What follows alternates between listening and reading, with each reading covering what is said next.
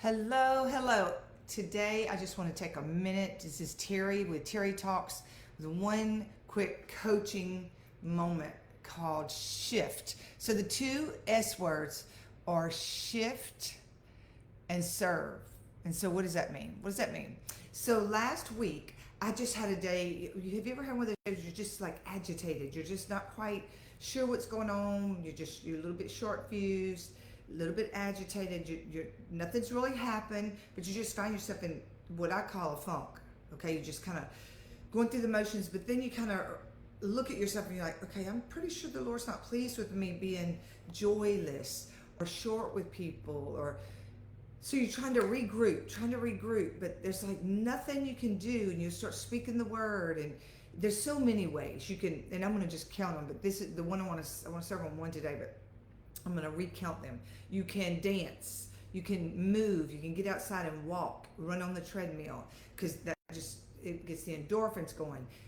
You can read the word, you can listen to praise music, you can say the word out loud, the promises of God. What does God say? So those are all good ways. But the thing I want to share with you today is the word serve. So here's how this went down. So I was having that kind of day, and part of it was because we had just had flooding in our area, and our street was flooded, so I couldn't drive my car out for a couple of days, so I was like stranded at home. How many people know that you need your wheels? I didn't have anywhere to go, but just the thought of not having my car gave me a little bit of like anxiety, or just a little pent up feeling.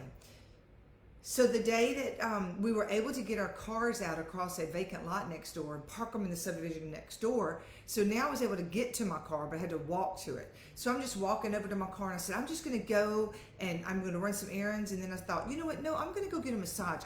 That'll help me. That's a way to make that shift and get back in a good attitude.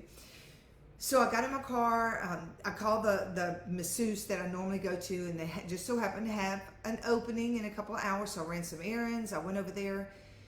So I was feeling much better. Okay, a couple of things were happening. I was able to get my car. Let me just tell you, a girl needs her wheels.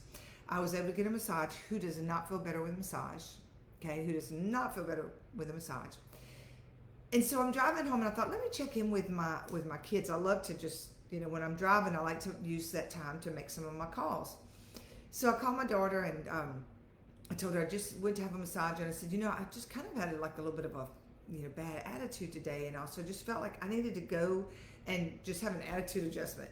And she started laughing. She goes, that's kind of crazy, because I've been a little bit like that. I think it's this flooding, and everybody's a little short-tempered. And she said, but so what I decided is I started thinking to myself, Lord, thank you that I don't have waters in my house, because some people have flooding in their homes and they're dealing with that. So Lord, thank you. So she started praising.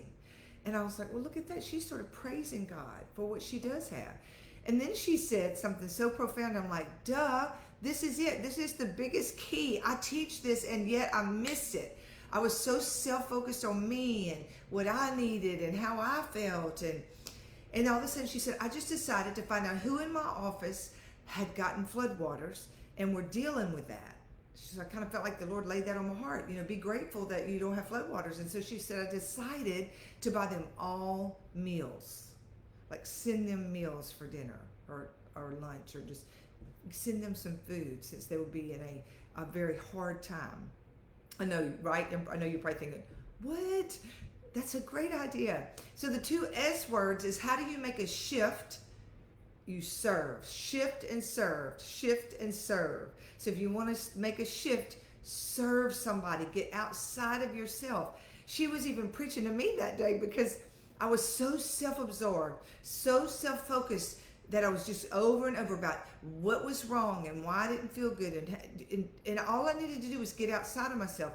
And I don't want you to take this wrong. There's nothing wrong with you taking care of yourself, doing the things you need, and considering things you need. But there's a higher energy, a higher level, a higher thinking, which is outward focused on how can I be a servant of God.